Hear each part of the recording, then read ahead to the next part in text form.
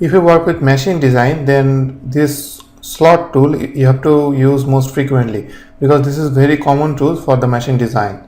You can get the tool from here under the sketch tab. From here you can get this slot tool. Just beside this there is a drop down menu. When I press the drop down menu, there are four, you can see there are four type of slot. I will work with the first one, that is called straight slot.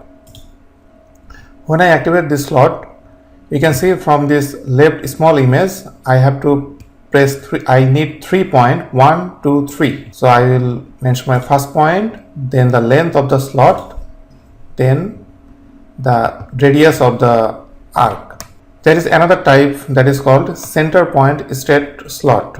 If you want to make your slot from the center, then you can use this type.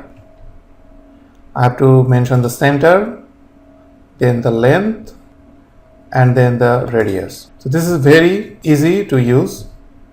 And if you want to use the arc type slot, that is name is 3-point arc slot, you have to mention 4 point.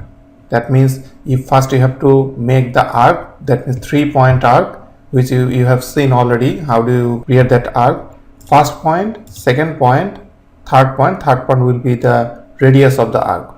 When I mention the arc, then I have to mention this offset distance.